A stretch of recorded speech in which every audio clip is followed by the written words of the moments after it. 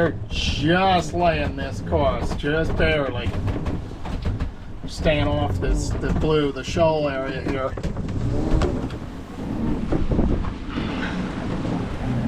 That's Cape Lookout. A nice little, be short.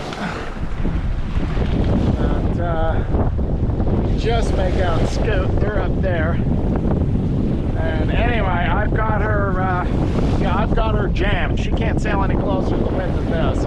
We're getting a little close to those shoals there, so I think I'm going to put a tack in just to get some distance. Well, as forecast, this wind is back to more southerly. Anyway, I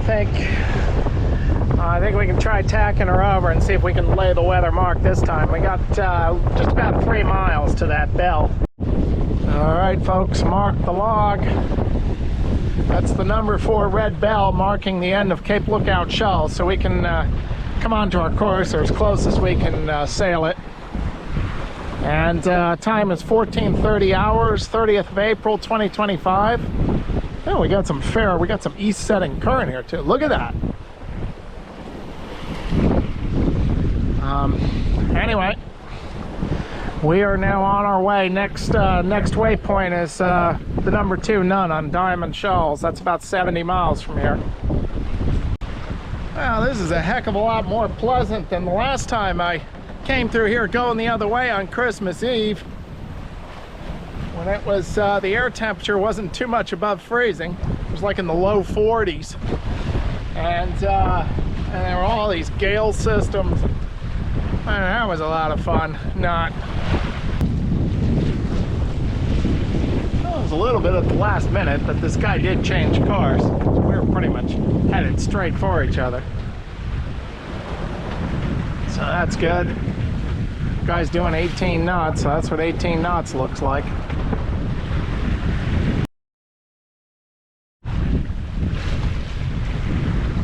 Yeah, these are spotted dolphins.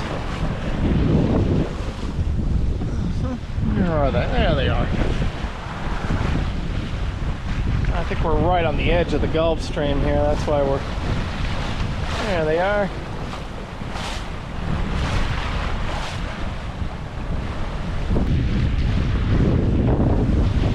Oh, those are little ones.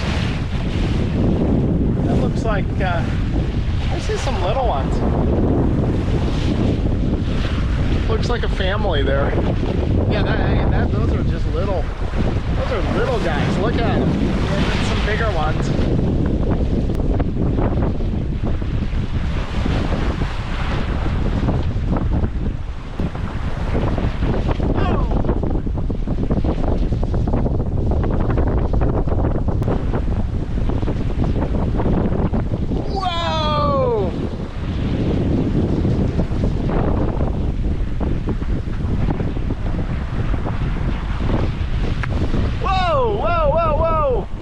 They're wave jumping.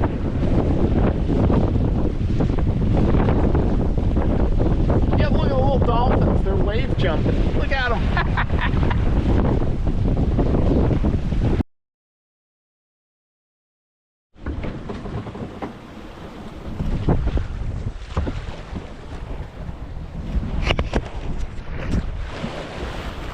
Oh, everybody, it is May Day, and in the good way.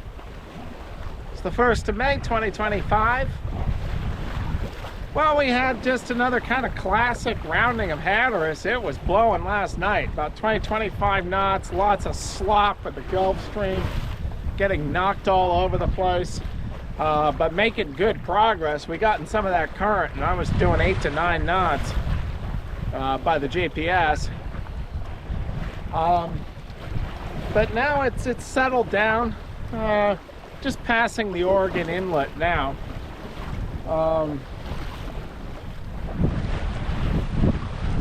So we're coming up on Currituck Beach in a bit. That leaves us all with about 90 miles to run to Poquoson. So hopefully we'll be there tomorrow. It's presently 1 in the afternoon. And just beautiful sailing now. There's still a little bit of roll out here, but it's quite nice. And I'm closing the coast a bit for two reasons. One is to get into flatter water, getting kind of the lee shelter. And the other reason to close the coast is I'm hoping to get back into cell range so I can update my weather files. And I see something over there. Is that a sail? Gonna take a look through the binocs here.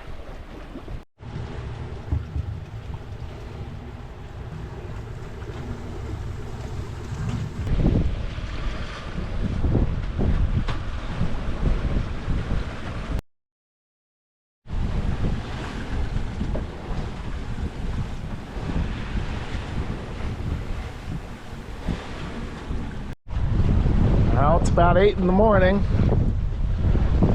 on the 2nd of May, 2025, and we are re-entering the Chesapeake Bay. I believe last time I exited was December 21st of last year, and freezing cold, near freezing temperatures. And it's a lot nicer now. We got good sailing. However, as you can see from this buoy, we're fighting the ebbing current. So that's about a 1.5 knot ebbing current, which is why it's taking so long to... Seems to be just taking forever to get through here. You know, once again, tacking into Pocosin. This is once again where engineless sailing can be a challenge. I mean, it's nice weather and all, but it's a 2-mile beat to windward. And because this was partially a coastal trip, I just haven't had much sleep. I've really only gotten a couple of cat naps the past 2 days. So I am seriously sleep deprived here. So the question is, there's the other red we got to get around. So will we be able to lay it on the next tack? That'd be nice. And we can only go as far as this green up here, and then we got tack, otherwise we'll get into shallow water. So I'm not sure we're going to be able to lay that angle or not. We'll see.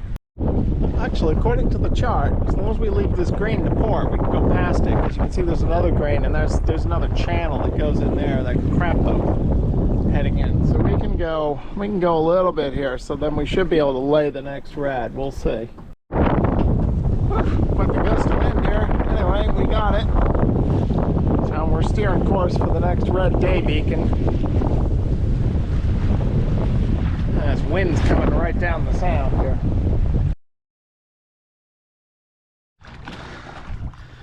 Well, it's Cinco de Mayo.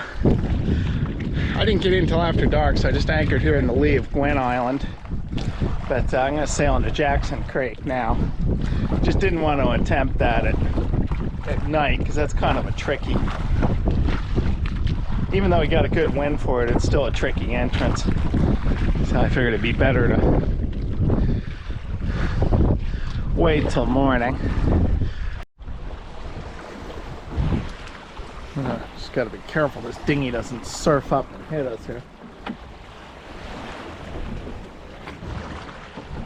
See, this is what I'm concerned about at night. You see these little red-green, yeah, they might be hard to see, you know, even with a flashlight. They might be hard to see at night, and this place is a little tight. The chart's not accurate enough to really trust your chart plotter. Yeah, you really have to have visual to come in here. Now this is downwind. There's no way to turn around and tack back out. And this is one of these things you're committed. Oh, Anchorage is crowded. Luckily not so crowded. There's still a fair number of boats, although a couple of those boats, that Tartan 27, that was there when I left in December. I don't know if that's an abandoned boat or what.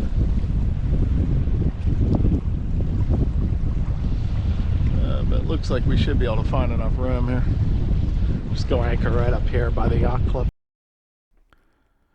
Well, I've made arrangements to haul out at Jolly Skipper Boatyard. The only catch is they are in Broad Creek and I'm in Jackson Creek. So now I gotta sail out of one tricky narrow creek around Stingray Point and then sail back into another narrow tricky creek. So I'll tell you, just never a dull moment here.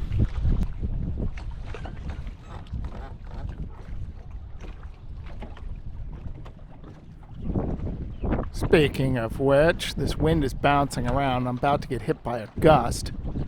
And being under the main alone, it's going to give her quite a bit of weather helm. And a little bit of panic setting in. And am I going to be able to get her to bear away so I don't hit this boat right up ahead? Phew!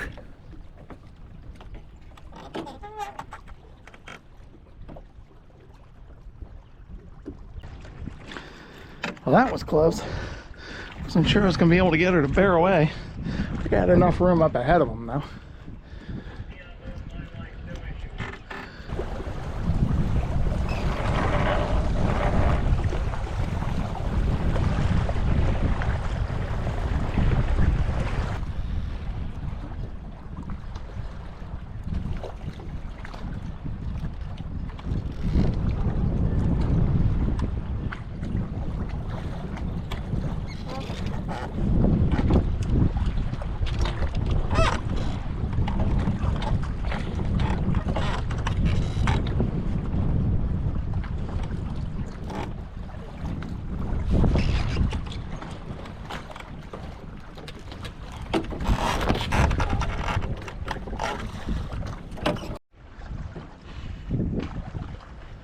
That was nonetheless, even though the fair wind, there was some thrills and chills. I mean, besides having a little close call with that anchored boat, and I couldn't get her to bear away. Coming down through this channel here, the wind was shifting direction on me. So I pulled the main end tight to get her to jibe. But the balance was so far off that I was having trouble keeping her on course with the rudder.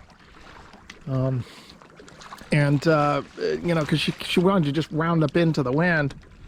And you know, then the gusts were hitting me all different directions, so I was having a little trouble. And there's really no room on either side of that channel. I mean, that channel's just barely 2 boat lengths wide. Alright, well, this guy just went aground trying to get in there, and it looks like, hearing the chatter on the radio, they've got this dredging. You can see the tug with the barge there. So they're requesting all traffic stop until they get out of there. So I guess I'll just go in a holding pattern here.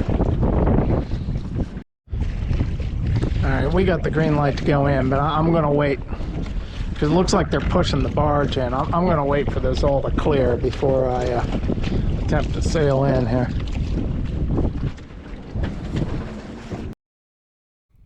Consider supporting this channel by becoming a patron. As a patron, you will be able to view my videos free of ads. You will also be able to leave comments, ask questions, and message me directly. You can become a patron for as little as $5 a month.